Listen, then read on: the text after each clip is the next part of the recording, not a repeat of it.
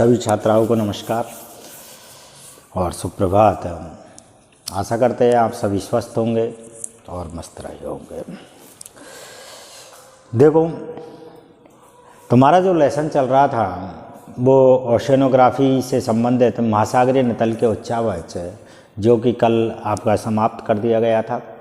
वैसे उससे संबंधित और भी कई बातें थी, जो यदि ऐसा लगा कि ये चैप्टर आपके कोर्स में रहता है तो और भी उससे संबंधित वीडियो मैं आपको बना के दे दूँगा। अब आज हम आपका अगला लेसन आपको पढ़ा रहे हैं, जिसका नाम है महासागरीय तापमान। तापमान की यदि बातें करें तो चाहे स्थलमंडल हो या जलमंडल हो, दोनों ही स्थितियों में मनुष्य के लिए तापमान अति आवश्यक होता है। तापमान का अधिक हो जाना या तापमान का कम हो जाना दोनों ही हानिकारक है। तो एक एवरेज तापमान मनुष्य का, प्रकृति का, वनस्पति का, जंतु जगत का, सबका एक एवरेज तापमान होना आवश्यक होता है। और महासागरीय जो तापमान होता है वो वनस्पति जगत और जंतु जगत दोनों के लिए ही अति महत्वपूर्ण माना जाता है।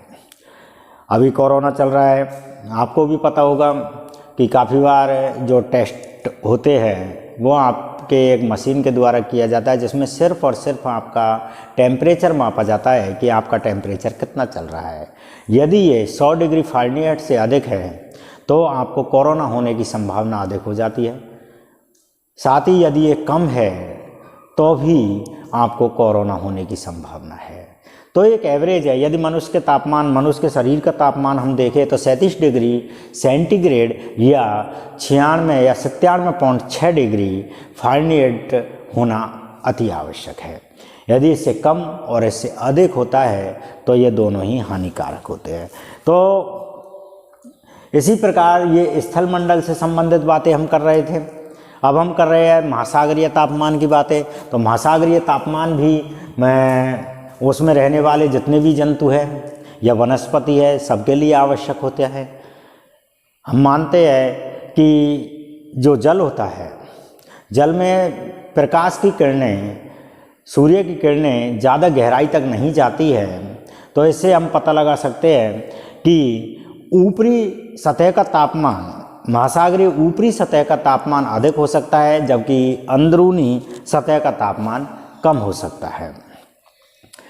तो जितने भी जीव जंतु है, मछली है, मगरमच्छ है या कोई और है, या वनस्पतियाँ है, शैवाल है, कवक है, तो उन सब के लिए तापमान का होना अति आवश्यक है।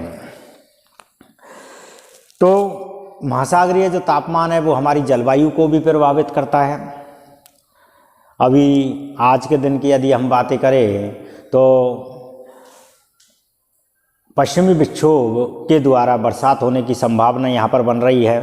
तो ये भी एक तापमान है। और तापमान की भी हम जानते हैं कि तापमान किस प्रकार कार्य करता है। अगले चैप्टरों में आपको और समझा दिया जाएगा। ये हाई प्रेशर से लो प्रेशर की ओर आता है। लेकिन हम देखते हैं जो शीतकाल होता है उस समय यहाँ पर हाई प्रेशर रहता है।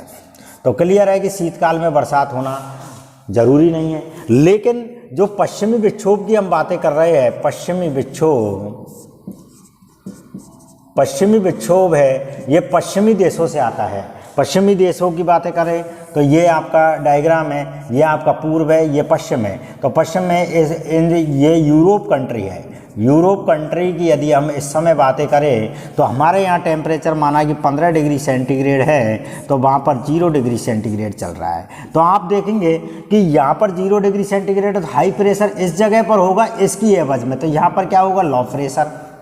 तो इसलिए भारत में पश्चिमी विक्षोभ आने की संभावनाएं रहती है और मावठ जैसी बातें यहाँ पर की जाती है।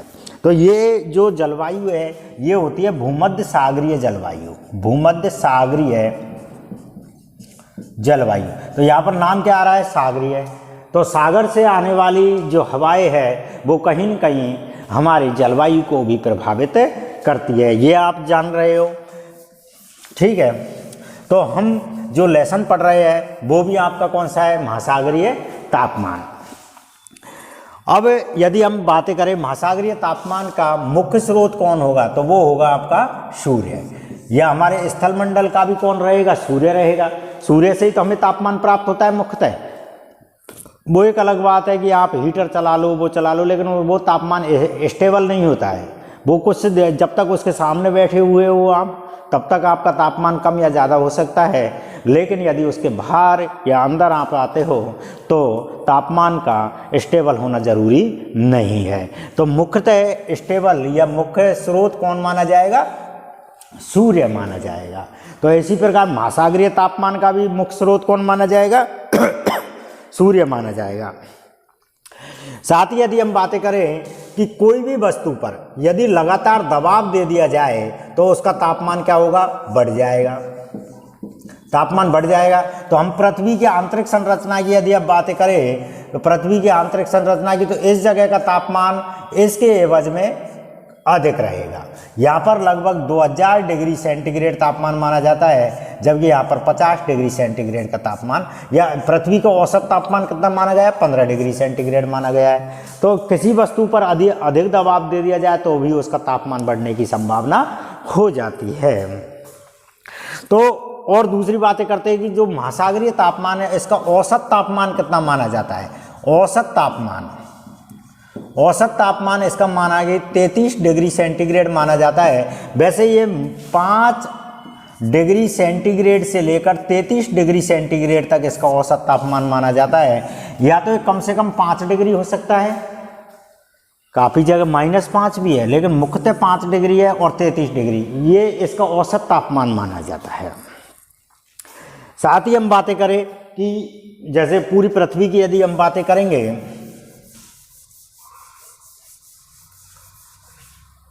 संपूर्ण पृथ्वी की यदि हम बातें करें तो इसमें 2 पोल है। ये आपके भूमध्य रेखा 0 डिग्री सेंटीग्रेड पर, ये आपकी मकर रेखा, ये कर्क रेखा, और ये आपका नॉर्थ पोल और ये आपका साउथ पोल। तो आप देखोगे कि नॉर्थ पोल की जो स्थिति है वहाँ पर उच्चतम और न्यूनतम तापमान कब कब रहता है। तो हम उच्चतम तापमान की यदि हम बातें करें यहाँ पर, तो यहाँ पर उच्चतम तापमान रहता है अगस्त में और न्यूनतम तापमान रहता है आपका फरवरी में। ये आपका तापमान की स्थिति यहाँ पर बनती है। तो तापमान के बारे में आप जानते होंगे कि तापमान किस प्रकार से कार्य करता है। ये इसका मुख्य स्रोत आपका सूर्य रहेगा। सागरीय तापमान का औसत तापमान 5 डिग्री से 33 डिग्री माना गया है। नॉर्थ पोल का और साउथ पोल में अंतर आ जाता है, लेकिन मुख्यतः यहाँ पर इसके विपरीत चलेगा। यहाँ पर जो हाईएस्ट रहेगा वो फरवरी में रहेगा, न्यूनतम आपका अगस्त में रहेगा साउथ पोल में। तो इस प्रकार से ये कार्य यहाँ पर करता है। एक दिन मैंने आपको ये भी बात बताई थी कि किस प्रकार जो नॉर्थ पोल है, नॉर्थ पोल में आपके स्थलमंडल की अधिकता है, जबकि साउथ पोल में आपके जलमंडल की अधिकता है। तो हम देखेंगे कि जो तापमान की गिरावट या उच्च होना साउथ पोल में कम रहेगा, जबकि नॉर्थ पोल में अधिक रहेगा, क्योंकि जल देर से गर्म होता है और देर से ही ठंडा होता है। आप अक्सर देखते होंगे कि जब हमारे यहाँ पर शीतकाल आता है और कोई आपका रिश्तेदार या कोई जानकार जब साउथ की साइड रहता है, जैसे केरला है, कर्नाटक है, गुजरात है, महाराष्ट्र है, उन जगह पर आप देखते हैं वो अक्सर कहते होंगे कि हमारे यहाँ पर सर्दी बहुत कम पड़ती है। सर्दी क्यों कम पड़ती है? क्योंकि वहाँ पर समुद्र नज़दीक है, और समुद्र नज़दीक होने की वजह से पानी देर से ही गर्म होता है और देर से ठंडा होता है। माना कि जैसे हमारे यहाँ पर अब दिसंबर चल रहा है और दिसंबर में पानी क्या है, ठंडा होना शुरू करता है। अब ये देर से ठंडा होगा तो ये कब जाके होगा, मार्च तक ठंडा होगा, और मार्च में क्या हो जाता है, ग्रीष्मकाल स्टार्ट हो जाता है। तो अब यहाँ पर ठंडी हवाएं चलेंगी और इस समय क्या हुआ है, गर्म हवा चलेंगी। तो इसलिए जो समुद्र के पास में रहते हैं वहाँ पर ना तो ज़्यादा ग्रीष्मकाल आता है, ना ही ज़्यादा शीतकाल आता है। तो सागरीय तापमान इसको प्रभावित, हमारी जलवायु को प्रभावित करता है। अब जो मुख्य चीज़ है जो आपके एग्जाम में आती है वो बातें होती है महासागरीय जल को प्रभावित करने वाले कारक, प्रभावित करने वाले कारक। कौन कौन सी चीज है जो महासागरीय तापमान को प्रभावित करती है? पहली बात जो अभी मैंने आपको बताई थी उनमें ही चलेगी। पहली है अक्षांश रेखाएं।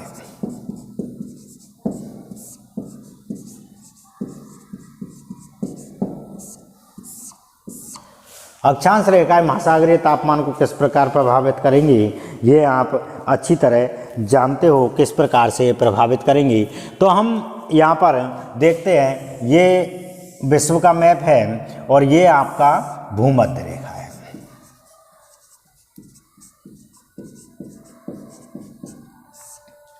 भूमध्य रेखा है।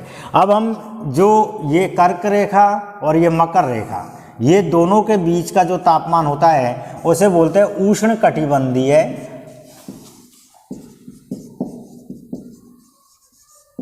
उष्ण कटिबंधीय क्षेत्र। ये उष्ण कटिबंधीय क्षेत्र है और इस जगह पर तापमान आपका अधिक रहता है क्योंकि इन जगहों पर सूर्य सीधा चमकता है। इस जगह पर सीधा चमकता है। अब इन जगह पर सीधा चमकता है तो यहाँ पर तापमान उच्च रहेगा। तो अब इस जगह पर जितने भी महासागर हैं, इन जगह पर जितने भी महासागर हैं उनका तापमान क्या पाया जाएगा? उच्च पाया जाएगा। अब हमारे इस जगह पर हमारे भारत आता है और भारत में हम देखेंगे अरब सागर, हिंद महासागर या बंगाल की खाड़ी, और भी बहुत है। इनका तापमान कैसा रहेगा? अब उच्च रहेगा। अब हम देखते हैं कि इससे ऊपर जाने पर या इससे नीचे जाने पर, दोनों ही स्थितियों में जैसे जैसे अक्षांश रेखाएं बढ़ती जाएगी, तापमान घटता चला जाएगा।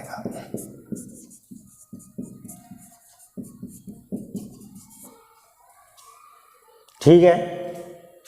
तापमान 23 डिग्री से ऊपर जैसे जैसे अक्षांश रेखाएं बढ़ती चली जाएंगी, 23 से ऊपर 45 आएगा तापमान आपका। जैसे यहाँ पर आपका 45 डिग्री टेम्परेचर चल रहा है तो 45 डिग्री पर 30 रह जाएगा।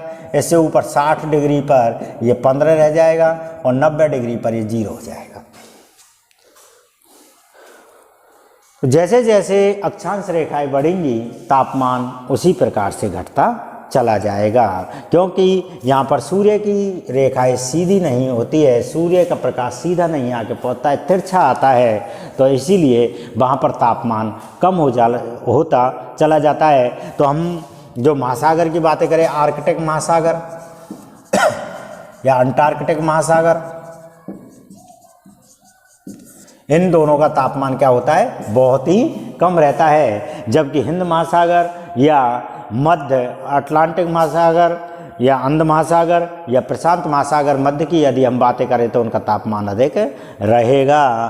तो आप समझ रहे होंगे कि अक्षांश रेखाएं हमारे महासागरीय तापमान को प्रभावित करती है। और किस प्रकार करती है कि ये अक्षांश रेखाएं जैसे जैसे नॉर्थ पोल या साउथ पोल की ओर जाएंगी या उच्च अक्षांशों की ओर जाएंगी तो तापमान गिरता चला जाएगा, और जैसे जैसे भूमध्य रेखा की ओर आते चले जाएंगे आप तो तापमान बढ़ता चला जाएगा। ये मुख्य फैक्टर है। और यदि हम फैक्टर की बातें करें तो 0 डिग्री से लेकर और 40 डिग्री के मध्य तापमान उच्च रहता है। 40 डिग्री से 60 डिग्री के मध्य रहता है और 60 डिग्री से 90 डिग्री के मध्य निम्न रहता है।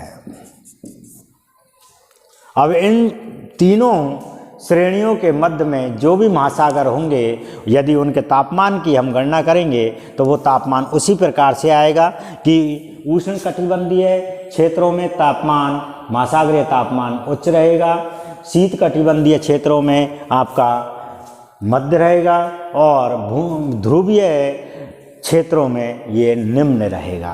तो इस प्रकार से हम बातें कर सकते हैं प्रभावित करने वाले कारकों में, जिसका प्रमुख पहला चैप्टर पहला बात थी हमारी अक्षांश रेखाएं। तो अक्षांश रेखाएं क्या करेंगी कि महासागरीय तापमान को प्रभावित करेंगी, और किस प्रकार से करेंगी ये आपको पता लग चुका है। दूसरी बातें हम करते हैं इसके साथ ही दिन की अवधि।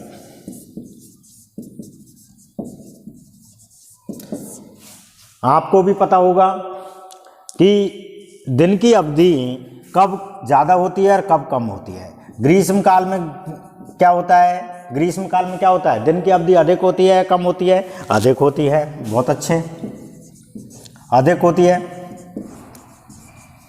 और शीतकाल में दिन की अवधि कैसी होती है, कम होती है। अभी शीतकाल चल रहा है, आप देख रहे हो दिन कितने 8 बजे से और 6 बजे के बीच में ही रह गया, मतलब 10 घंटे का दिन रह गया, 10 घंटे का दिन रह गया। और जबकि यही ग्रीष्म काल में होता तो ग्रीष्म काल में क्या चलता आपका 6 से 7 बजे तक, मतलब 13 घंटे का दिन हो जाता। तो दिन की अवधि कब ज़्यादा हुई, ग्रीष्म काल में अधिक हुई।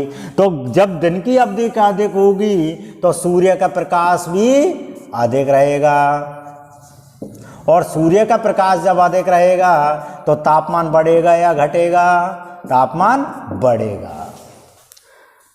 तापमान बढ़ेगा। दिन की अवधि जब लंबी होगी, दिन की अवधि जब बड़ी होगी तो उस समय सूर्य का प्रकाश भी जल हमारी धरातल पर अधिक आएगा, और धरातल पर अधिक आएगा तो तापमान बढ़ने की संभावना अधिक हो जाएगी। तो हमारा जो सेकंड पॉइंट यहाँ पर आ रहा है, अक्षांश रेखाओं के बाद दिन की अवधि, जो दिन की अवधि होगी वो आपकी क्या होगी, जैसे जैसे यदि अधिक होती चली जाएगी तो तापमान भी आपका बढ़ता चला जाएगा, और दिन की अवधि यदि छोटी है तो तापमान आपका कम रहेगा। तो सीधा फैक्टर आता है ग्रीष्म काल में तापमान अधिक रहेगा और शीतकाल में तापमान कम रहेगा। ठीक है।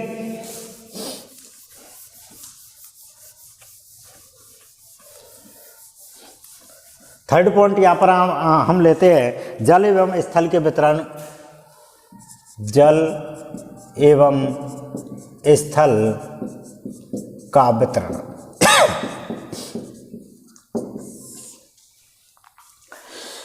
अभी मैंने आपको एक बात बोली थी कि जल देर से गर्म होता है और देर से ही ठंडा होता है।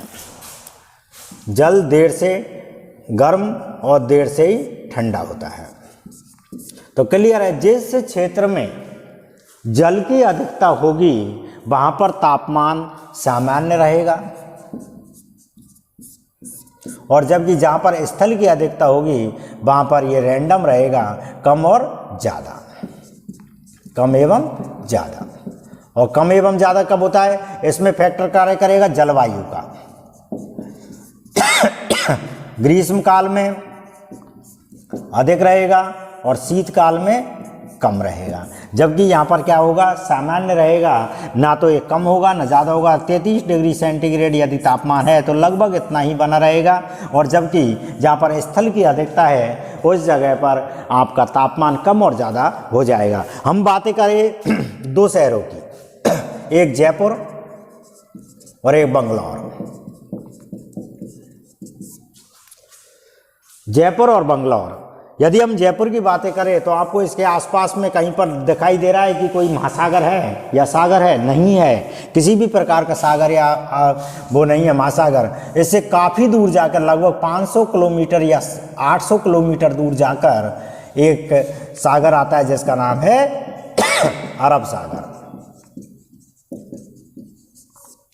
तो क्लियर है कि जयपुर में ठंड भी अधिक होगी तो ग्रीष्म काल भी अधिक रहेगा। तो ये आपके महासागरीय तापमान को प्रभावित कर रहा है। स्थल मंडल में तापमान अधिक या कम हो सकता है, जबकि बंगलौर की यदि हम बातें करें तो यहाँ पर सामान्य तापमान रहता है, क्योंकि इससे मात्र 50 से 100 किलोमीटर दूर जाकर ही 50 से 100 किलोमीटर दूर जाकर ही आपका क्या है,